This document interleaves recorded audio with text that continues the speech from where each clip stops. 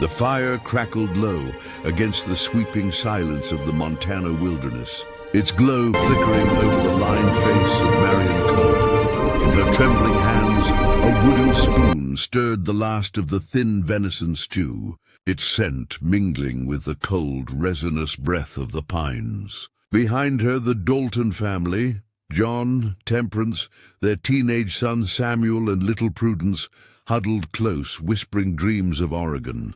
Dreams Marian had helped build. For 5 years she'd nursed their children, mended their wounds, sung lullabies into the freezing night.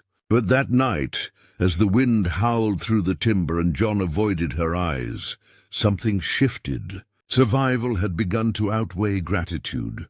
Temperance's silence was a verdict, and Marian could feel her own obituary forming in the still air. When John told her she'd join him and Samuel for a trip to the trading post at dawn, she smiled politely, but deep down she knew. The wilderness had many kinds of predators, but the most dangerous kind wore the faces of people you loved. By midday, the sun hung pale and cold above the ridgeline. They'd been walking for hours, John leading, Samuel following, Marian lagging behind. She didn't recognize the terrain. The game trails twisted through heavy timber, pulling them deeper into nowhere. When she finally asked why they'd turned off the path, John's voice was clipped. "Shortcut," he said. Her heart tightened. Minutes later, they reached a clearing. John set down her pack. "Rest here a while," he told her, not meeting her eyes. "We'll be back soon." His voice trembled with something worse than anger, finality.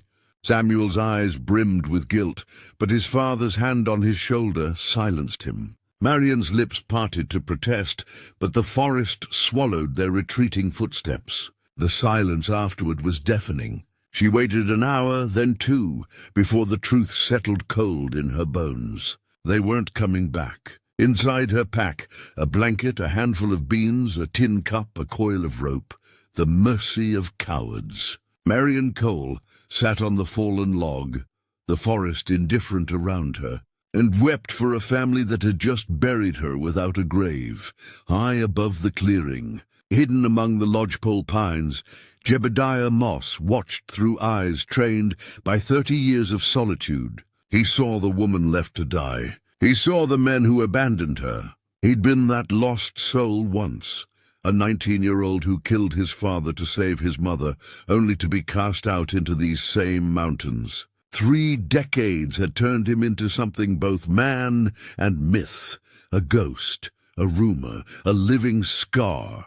He watched Marian's trembling hands as she gathered deadwood, her stubborn will refusing to surrender. He should have turned away. Mercy was dangerous in the wilderness. But something in her, the dignity, the quiet defiance, struck a nerve long buried. That night, as frost rimed the earth, Jebidiah crept close to her camp and laid a freshly killed rabbit beside her fire. Not charity, not pity, just a question whispered into the dark. Would she fight to live? He melted back into the trees before dawn, unseen, unheard, leaving behind the first trace of grace she'd known in days.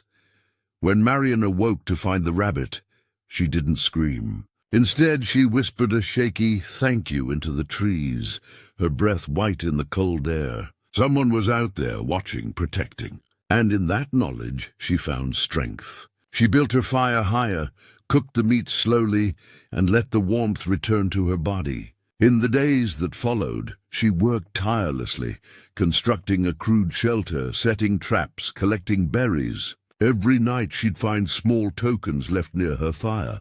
A water skin, a handful of herbs, a sharpened knife. Whoever this guardian was, he wanted her to survive. And survive she did. One morning she found something far more precious than food. A rag doll tucked deep in her pack. Prudence's doll. The child had hidden it there, a final act of love before her family's betrayal. Marian held the doll close, and something fierce awakened inside her. This wasn't just about living anymore. It was about proving that love, even abandoned in the wilderness, still mattered. Somewhere in the trees, Jebidiah watched the transformation and felt a long-dead part of his own humanity stir. Weeks passed. Snow gathered on the peaks, and winter crept closer. At night, Marian sang to the darkness, hymns her husband Thomas had once loved. And one night a sound answered back, faint, distant, haunting, a tin whistle playing from somewhere up the slope. The melody was fragile, like a memory waking from a long sleep. She sang louder, voice cracking with emotion, and the whistle changed tune, matching her. For the first time in decades, Jebidiah Moss wasn't alone. Two souls, one abandoned, one self-exiled, were speaking across the forest in music and breath, each note carved through the silence like forgiveness taking shape. Night after night their strange duet continued, until even the wolves began to listen. Marian began to talk aloud to the unseen man, telling him about Thomas, about Prudence, about all the small, tender things she missed.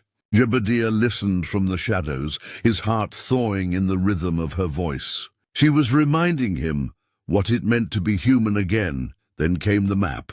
Drawn on tanned hide, placed at the edge of her camp, it showed a path west, 6 miles through ravines and frozen streams, to a single X.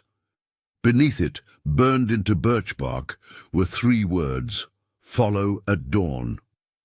Marian stared at it for hours, torn between fear and faith. But by morning she packed her few belongings, including the doll, and began to walk. Every step westward was an act of trust. When she reached the cabin, she stopped in awe.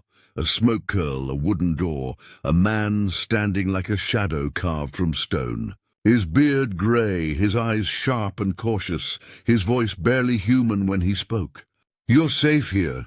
Inside the cabin, warmth and silence wrapped around her. She sat, ate the stew he'd made, and for the first time in weeks slept without fear. Jebidiah Moss had revealed himself, and in doing so, invited both of them to begin again. Days turned to weeks. Together they survived the snowbound winter, he trapping and chopping wood, she cooking and teaching him to read again from his old, tattered Bible. They spoke little at first, but silence became comfort. When Marian discovered the wanted poster, his face younger, labeled murderer, she confronted him. The truth came haltingly. His father's violence, the struggle, the fall, the 30 years of guilt and exile. She listened, then said softly, "You're not a killer, Jebidiah. You're a survivor. Like me, for the first time in his life, he believed it. In that small cabin, 2 broken people rebuilt something stronger than either had known: trust." When spring thawed the valley, a boy appeared at their door. Samuel Dalton, older now, haunted. Behind him, a federal marshal. The past had come riding back. But instead of running, Jebidiah stood tall beside Marian. "We face it," he said, "together."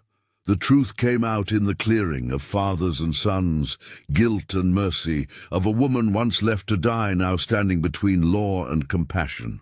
Marian wrote her testimony, Samuel signed it, and the marshal, moved by the evidence and the humanity before him, closed the 30-year-old case. Jebidiah Moss was free. Samuel wept and begged forgiveness, and Marian gave it without hesitation. The family would heal slowly, as families sometimes do. But Marian stayed in those mountains, with Jebidiah, with peace, with purpose. Years later, travelers spoke of them as legends, the hermit and the widow who found redemption where no one should have survived. The mountains remained indifferent, eternal, but inside that small cabin, something eternal had changed.